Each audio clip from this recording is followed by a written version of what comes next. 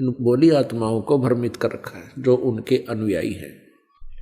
सर्वप्रथम आपको पवित्र बाइबल से परिचित कराते हैं। पवित्र बाइबल के पढ़ने वालों से आप पूछिएगा परमात्मा साकार है व निराकार, वो कहेंगे परमात्मा निराकार है और कहते हैं गॉड इज फॉर्मलेस। उन्होंने फिर पवित्र बाइबल को समझा ही नहीं। पवित्र बाइबल में लिखा है कि परमात्मा मनुष्य दृश्य है और छठे दिन उस परमेश्वर ने कहा कि हम मनुष्य को अपने स्वरूप के अनुसार उत्पन्न करेंगे और वैसा ही कर दिया। छठे दिन भगवान ने मनुष्य को अपने स्वरूप में उत्पन्न किया, नर और नारी करके उनकी उत्पत्ति की।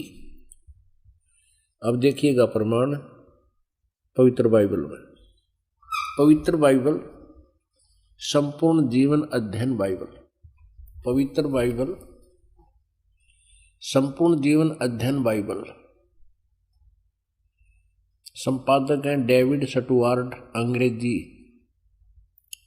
प्रधान संपादक Donald C Stamps, MA MDV, संयुक्त संपादक, ये सारे कुछ लिखे इनके। ये USA से छपा है। अब ये देखिएगा उत्पत्ति, जिसको इंग्लिश में अंग्रेजी में बोलते हैं ये जेनेसिस। आरंभ यहां होता है। आदि में परमेश्वर ने आकाश और पृथ्वी की सृष्टि की।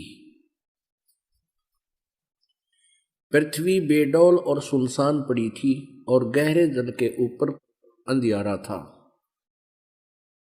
तथा परमात्मा का आत्मा जल के ऊपर मंडराता था।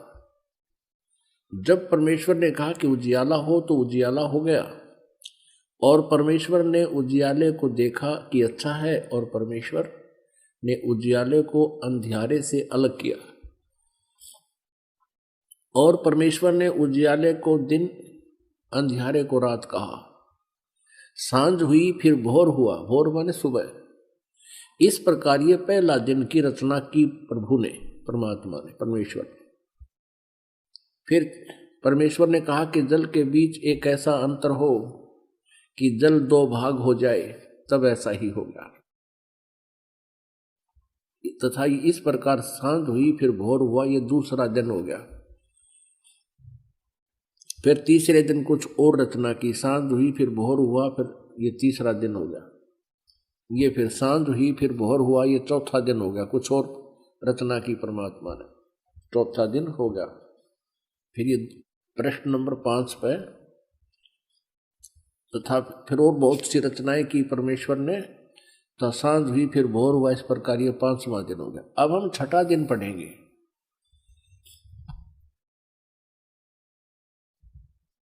फिर परमेश्वर ने कहा कि हम मनुष्य को अपने स्वरूप के अनुसार अपनी समानता में बनाएं और वे समुद्र की मछलियों और आकाश के पक्षियों और घरेलू पशुओं और सारी पृथ्वी पर और सब रेंगने वाले जंतुओं पर जो पृथ्वी पर रेंगते हैं अधिकार रखें, यानी उनसे बुद्धिमान हो। तब परमेश्वर ने मनुष्य को अपने स्वरूप के अनुसार उत्पन्न किया। अपने ही स्वरूप के अनुसार परमेश्वर ने उसको उत्पन्न किया, नर और नारी करके उसने मनुष्यों की सृष्टि की। पुण्यात्माओं फिर पढ़ लो। तब परमेश्वर ने मनुष्य को अपने स्वरूप के अनुसार उत्पन्न किया। अपने ही स्वरूप के अनुसार परमेश्वर ने उसको उत्पन्न किया, नर और नारी करके मनुष्यों की सृष्टि की। अब पवित्र बाइबल में उत्पत्ति ग्रंथ अध्याय नंबर 1 का श्लोक नंबर 26 है। ये इसमें स्पष्ट कर दिया है कि परमात्मा मनुष्य जैसा है, उसने मनुष्य को अपने जैसा बनाया है, नर और नारी करके उसकी उत्पत्ति की। आगे परमेश्वर ने एक और कमाल किया है कि मनुष्यों के लिए मांस खाने का आदेश उस परम पिता का नहीं है जिसने सब ब्रह्मांडों की रचना की, जो कुल का मालिक है। आगे देखिएगा, इसी उत्पत्ति ग्रंथ में ये 26 नंबर हमने पढ़ लिया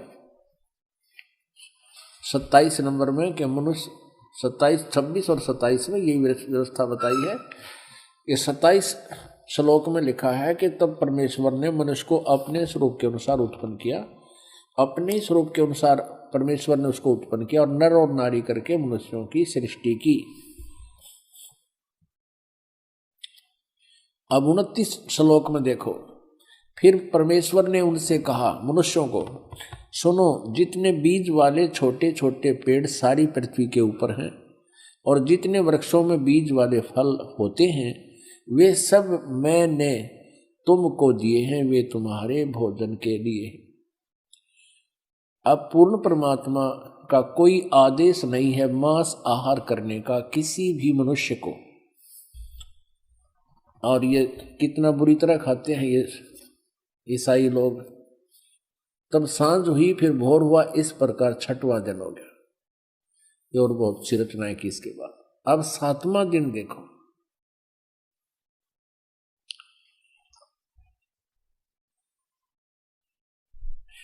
यो आकाश और पृथ्वी और उनकी सारी सेना का बनाना समाप्त हो गया 6ठे दिन, और परमेश्वर ने अपना काम जिसे वह करता था 7वें दिन समाप्त किया, और उसने अपने किए हुए सारे काम से 7वें दिन विश्राम किया।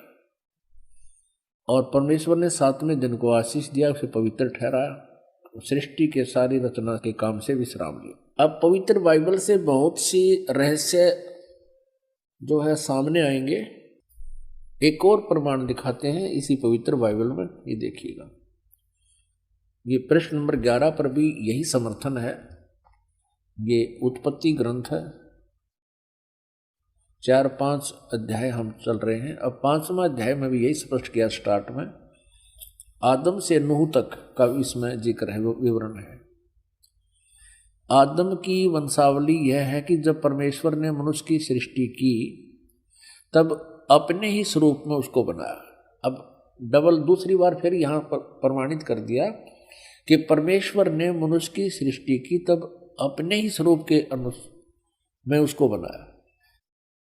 उसने नर और नारी करके मनुष्य की सृष्टि की और उन्हें आशीष दी और उनकी सृष्टि के दिन उसका नाम आदम रखा।